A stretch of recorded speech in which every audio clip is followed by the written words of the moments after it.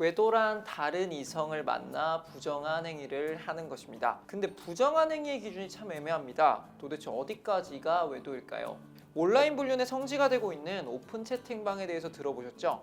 내가 손을 한번 잡았어. 잠을 자기로 했어. 심지어 얼굴 한번 본 적 없는데 무슨 외도야? 직접적인 만남 없는 온라인상의 만남은 외도일까요? 아닐까요? 오픈 채팅방에서 바람핀 배우자, 이혼 사유가 되나요? 오늘 사연으로 한번 알아보시죠. 오늘 사연은 오픈 채팅방에 빠진 아내입니다. 제 아내는 게을러도 너무 게으릅니다. 온종일 핸드폰만 손에 든 채 동영상을 보거나 누군가와 채팅을 하고 있습니다. 아이의 양육도 집안일도 전혀 신경 쓰지 않습니다. 하루 종일 일하고 집으로 들어가면 엉망인 집안을 치우고 아이들을 씻기고 재워야 합니다. 아내에게 부탁도 해봤고 화도 내봤지만 아내는 뭐가 문제인지 모르겠다는 겁니다. 외벌이로 회사 일도 하고 아르바이트까지 하면서 집안일까지 이러다 제가 먼저 과로사할 것 같아요. 네, 아니 어디 몸이 아픈 것도 아니고 하루 종일 핸드폰만 하면서 뒹굴뒹굴. 아니 전업주부면서 집안일도 안 하고 양육도 안 한다는 거예요? 변호사님, 결혼했는데 배우자가 돈도 안 벌고 집안일도 안 해요. 어떻게 해야 되는 거예요? 결혼을 하면 일단 부부 상호 간에 부양 의무도 있고요. 부부 간에 해야 되는 일에 대해서 협조 의무도 있어요. 그래서 이걸 안 하면 그 자체가 이혼 사유가 되진 않지만 여기에 대해서 컴플레인을 지속적으로 하는데도 개선하려는 노력이 지속적으로 보이지 않는다. 그래서 부부 협동의 의무를 완전히 저버리는 경우에는 이혼 사유가 될 수 있죠. 왜냐하면 더 이상 부부 관계를 지속하기 어려운 사유로 인정될 수 있으니까요. 네, 돈도 남편이 벌어, 집안일도 남편이 해, 아이 양육도 남편이 하다니 이거 남편이 다 하는 거잖아요. 이 남편이 얼마나 힘들면 과로로 SOS까지 치겠습니까? 근데 심지어 이 아내는 뭐가 문제인지도 모르겠다고 하니까 정말 놀랍기만 하네요. 네, 아무리 결혼이 부양의 의무가 있다고 하지만 이 아무것도 안 하는 이 게을러서 정말 집에서 누워만 있기만 한 이런 배우자까지 부양을 해야 되는 걸까요? 배우자의 게으름도 이혼 사유가 되는지 궁금합니다. 결혼 생활의 부양 의무는 서로 함께 하는 거예요. 그리고 결혼 생활에서 해야 되는 일이 있다면 서로 협조해야 되는 게 당연한 거고요. 그렇기 때문에 우리 법에서 게으름 그 자체를 이혼 사유로 정하고 있진 않지만 상대방이 너무 게을러서 집안일이 정상적으로 돌아가지 않고 그렇기 때문에 부부 일방이 너무 과로에 휩싸인다거나 아니면 너무 희생을 많이 해야만 유지되는 부부 관계라면 부부 관계가 유지되기 굉장히 어렵겠죠. 그리고 그 과정에서 다툼이 생긴 상황에서 서로 간에 신뢰가 없어지고 사랑하는 감정이 식어버린다면 더 이상 부부 관계를 지속할 수 없는 중대한 사유가 발생했기 때문에 이혼 사유로 포섭할 수 있습니다. 네, 그런데 이 아내는 도대체 하루 종일 스마트폰으로 뭘 하는지 정말 궁금합니다. 이 스마트폰 중독 같기도 한데 이 스마트폰 중독도 이혼 사유가 될까요? 스마트폰 중독 그 자체가 이혼 사유라고는 할 수 없지만 스마트폰에 중독돼서 일을 똑바로 하지 않고 가사 분담도 전혀 하지 않고 남편을 방치하고 배우자를 방치하고 심지어 아이까지 방치한다면 당연히 이혼 사유가 될 수 있죠. 근데 이거는 굉장히 증거가 애매해요. 외도 같은 거랑은 다르게. 그렇기 때문에 와이프나 남편이 굉장히 게으르다는 거, 스마트폰에 중독됐다는 걸 증거로 뭐 사진이 됐건 아니면 이 부분에 대해서 개선을 하라고 내가 얘기를 하는 걸 녹음을 하던 아니면 카카오 대화를 캡처를 하던 이런 걸로 증거 수집을 해서 나중에 이혼 청구를 할 때 상대방이 이런 습관이 있고 이걸 개선하려고 나는 이러이러이러한 요구를 했지만 전혀 반영되지 않았다 이런 것들을 같이 제출하는 게 중요합니다. 그렇군요. 그럼 계속해서 다음 사연 들려주시죠. 아내는 이혼은 절대 안 하겠다고 합니다. 저보고 죽을 때까지 먹여 살리라는 얘기인 것 같아 공포스럽기까지 합니다. 이혼 증거 수집을 위해 아내의 휴대폰을 열어보았습니다. 역시 휴대폰은 판도라의 상자였습니다. 아내는 스마트폰 중독에 빠진 게 아니라 오픈 채팅방에 빠져 있었던 거죠. 아니 이혼을 안 해준다고 해서 사실 남편을 사랑하긴 하나 보다 라고 생각을 했는데 오픈 채팅방이라니요. 이 오픈 채팅방 중에 기혼 불륜 채팅방 대화 수위가 정말 장난이 아니라고 합니다. 변호사님, 요즘 불륜 트렌드는 온라인이라고 들었는데 이 온라인 불륜 채팅방이 성행하는 이유가 뭘까요? 일단 첫 번째로는 막 불륜이라고 볼려지도 있고 안 볼려지도 있으니까 도덕적 부담감이 좀 적은 것 같기도 해요.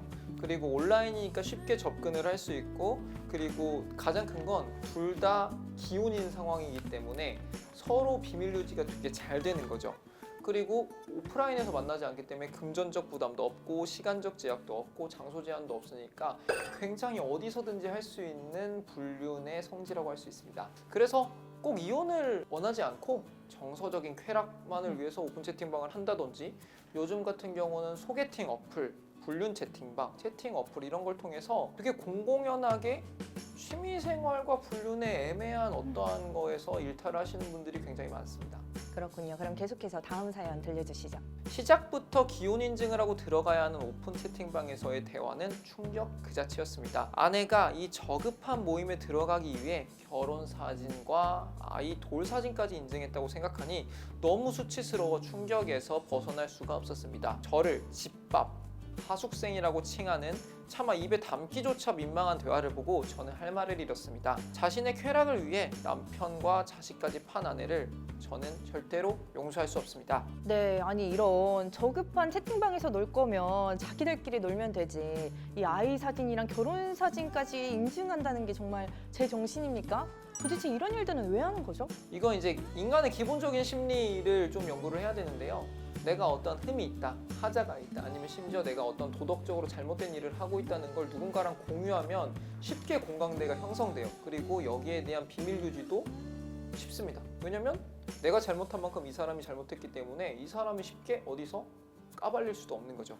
그렇기 때문에 그런 거를 인증하라고 들어오고 그렇게 어려운 과정을 통해서 인증을 했기 때문에 여기서 본전을 뽑으려고 더 적극적으로 얘기도 하고 좀 더 원색적인 얘기, 좀 더 자극적인 얘기가 성행하는 거죠. 그렇군요. 네, 아까 전에 이 사연에서 이 하숙생, 집밥 이런 단어가 있었는데 이런 거 다 은어들이잖아요.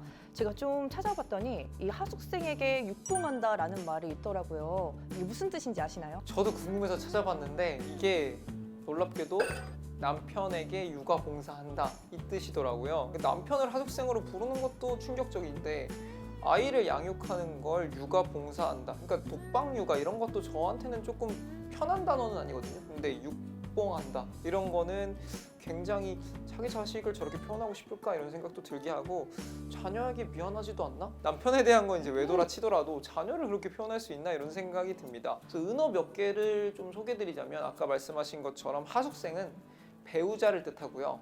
썸상은 썸남 썸녀처럼 썸을 타는 상대 내지는 썸 타고 싶은 상대를 말하는 거고 육봉은 육아봉사 그리고 집밥은 배우자와의 성관계를 말합니다. 그리고 상대적으로 외식 이거는 외도를 말하는 거고요. 외도의 장소가 많이 이루어지는 모텔은 이제 MT를 따서 마트라고 부른대요. 시식이 바로 이제 성관계고 낮프, 밤프 이런 말이 있는데 나는 낮에 프리하면 낮프, 밤에 프리하면 밤프 이렇게 시간을 맞추기도 하고요. 가장 입에 많이 사람들이 달라붙는다고 했던 게 기기 커플. 그게 뭐죠? 기기 커플은 기혼자 커플이고 기미 커플은 기혼자 미혼자 커플이고 기돌 커플은 기혼자 돌싱 커플이라고 합니다. 그래서 이렇게까지 은어가 많이 발달했고 그러니까 나는 다 처음 듣는데 이 사람들한테는 이게 그냥 당연히 쓰이는 말이라는 거잖아요. 그래서 되게 충격을 많이 받았습니다. 와, 정말 충격적인 이 은어들이 너무 많네요. 이거 몰랐으면은 제가 만약 이런 일을 당했을 때 모르고 넘어갈 뻔했어요. 계속해서 사연 보시죠. 너무 우울해서 스트레스 해소하기 위해서 들어갔을 뿐 한 번도 모임에 나간 적은 없다고 자기는 절대 불륜이 아니라고 합니다. 만난 적도 없고 손 한 번 잡은 적도 없는데 너무 억울하다는 겁니다. 내 머리로 상상하는 것도 죄가 되냐며 오히려 저에게 큰 소리를 칩니다. 내가 기분은 나쁠 수 있지만 자기가 죄를 지은 건 아니라는 겁니다. 오픈 채팅방 불륜 모임에 빠진 아내에게서 벗어나고 싶습니다. 제발요. 네, 정말 어이가 없긴 없는데 이 내 머리로 상상하는 것도 죄냐고 물어보면은 사실 이 심적으로는 정말 잘못한 게 맞지만 이 법적으로 제 손을 들어줄지 참 자신이 없기는 합니다. 우리가 머릿속으로 누군가 죽여버려야지 이런 생각을 한다고 해서 이 살인죄가 성립되는 건 아니잖아요. 이 기혼 불륜 채팅방에 빠진 아내와 이혼할 수 있을까요? 제발. 성경에서도 그런 말이 있거든요. 어떤 여자를 보고 음란한 생각을 한 건 그 사람을 간음한 거와 다르지 않다 이런 얘기인데 그건 뭐 종교적인 얘기니까 뭐 차치한다고 하더라도 정서적 부정행위도 당연히 부정행위죠. 남편한테 굉장히 기분이 나쁠 거고 심지어 일회적인 대화가 아니라 계속 얘기를 했던 거잖아요. 상대를 안 봤어도 정서적인 교감이 있는 거고 그리고 언제 이게 오프라인 만남으로 이어질지 모르는 불안감도 있는 거고 실제로 이어졌는데 그렇게 말을 안 하는 걸 수도 있으니까 그래서 이런 경우에는 당연히 이혼 사유가 됩니다.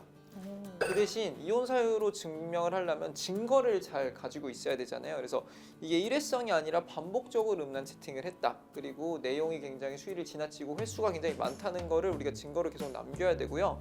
이렇게 된다 그러면 상호 간의 신뢰가 떨어지기 때문에 혼인을 지속하기 어려운 중대한 사유에도 해당하지만 그 자체를 부정행위로 포섭해서 이혼 사유가 될 수도 있습니다. 그래서 또 여담을 하나 드리자면 우리가 요즘 챗GPT나 AI랑도 얘기 많이 하고 시리랑도 얘기를 많이 하잖아요. 네. 절대 하면 안 되는 게 있어요. 거기서. 그러니까 그거는 이제 알고리즘에 돼 있는데 절대 대답으로 우리를 사랑한다고 한다든지 그런 대답을 못 하게 하거든요. 왜냐면 그것도 불륜이 될 수 있는 거죠. 그러니까 내가 어느 날 챗GPT랑 서로 막 애정 표현을 막 나누는 거에 중독돼서 이걸 계속 한다고 하면 그 자체도 가정 파탄이 될 수 있기 때문에 그런 것들도 엄금하고 있거든요. 그 회사들에서.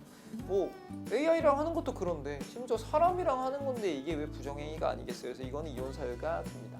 와, 그럼 챗 GPT랑 하는 것도 이혼 사유가 될 수 있는 건가요? 만약에 챗GPT에 오류가 나거나 알고리즘 바뀌어서 이제 챗GPT가 나한테 사랑한다고 얘기를 할 수 있다. 아내는 그렇게 얘기하겠죠. 그러면 강아지한테 사랑한다고 하는 것도 이혼 사유냐라고 얘기를 하는데 이제 저는 이제 대화의 수위를 보겠죠. 대화의 수위가 뭐 단순히 GPT야 사랑해 뭐 나를 예뻐해줘 이 정도야 할 수 있겠지만 선을 지나쳐서 이걸 보면 이제 예전처럼 아내를 대할 수 없을 것 같으면 이제 신뢰가 떨어졌고 이혼 사유가 되는 날이 오지 않을까 싶습니다. 그렇군요. 그 선을 넘는 이런 사실 그 육체적인 관계라던가 이 정서적인 관계 이런 바람을 피는 것도 사실 그 상대가 있어야지만 할 수 있는 거잖아요. 그러면 이 채팅 상대자도 이 상간 소송을 할 수 있나요? 그 부분은 저는 되게 보수적으로 말할 수밖에 없는 게 상가는 기본적으로 간음 행위가 있어야 하기 때문에 상가는 아니고 위자료 청구가 될 수 있는지를 궁금해하실 수 있는데 위자료 청구가 인용이 되려면 상대가 잘못한 것도 있어야 되지만 상대가 이거를 알면서 그랬다거나 아니면 알 수 있었다는 과실이 있어야 되는데요. 상대의 입장에서는 이 사람이 유부남인지는 알았지만 이거가 그렇게 기분 나쁠지도 몰랐고 하다 보니까 이렇게 됐다라고 하면 빠져나갈 구멍들은 많은 거죠. 그리고 위자료가 인정이 되더라도 구체적인 상간행위로 이어지지 않았기 때문에 내 남편한테는 뭐라 할 수 있더라도 아내한테는 뭐라고 할 수 있더라도 이 사람이랑 대화를 나눈 사람이랑은 쉽게 뭐 소송으로 갈 수는 없는 건데 기본적으로 위자료 청구 소송 대상은 돼요. 왜냐면 아나운서님이 어느 날 결혼을 했어. 근데 남편이 상간은 안 했어. 남자들이랑 대화를 해냈어. 근데 그 대화 내용이 남자들끼리 음담패설 엄청 했다고 생각해봐요. 내 와이프는 뭐 신체는 이렇고 너무 열받네요. 위자료 청구 대상 되겠죠. 그 남편의 친구들한테도 이것도 똑같은 거예요. 그러니까 굳이 남녀 관계여서 그런 게 아니라 그 대화 내용이 배우자한테 기분을 상하게 하고 정신적 피해를 줄 수 있다 그러면 그거는 위자료 청구 대상이 되는 거죠. 제가 보수적으로 말씀드릴 수밖에 없다고 했던 건 재판부를 설득해야 되잖아요. 이 사람이 이런 대화를 한 게 나한테 어떻게 정신적으로 피해를 줬는지 그렇기 위해서는 역시 증거 수집이 중요해요. 그래서 가장 중요한 증거 수집은 그 대화를 캡처하는 것도 있겠지만 배우자한테 자백을 받는 거예요. 나 이거 봤어, 나 너랑 못 살아 하면 처음부터 이혼하겠다는 사람 없잖아요. 그러면 각서를 쓰라 그러는 거지. 그래서 나 이런 대화 내용을 한 거는 인정하는데 다시는 이러지 않겠습니다라고 하는 게 약속을 위한 게 아니라 걔가 그럼 시인을 하자. 내가 이런 얘기들을 했고 너한테 정신적 피해를 줬다는 거를 자백을 하는 거기 때문에 그런 용도로 각서를 꼭 받아내는 걸 저는 의뢰인분들께 꼭 추천드립니다. 네, 이 증거 수집과 각서 잊으면 안 될 것 같습니다. 네, 오늘은 요즘 불륜 트렌드 중 하나인 온라인상의 불륜에 대해서 살펴봤는데요. 오픈 채팅방에서 바람핀 배우자 때문에 고민이시라면 친구한테 묻지 마시고 이혼 전문 변호사한테 물어보세요. 이혼 전문 변호사 심규덕이었습니다.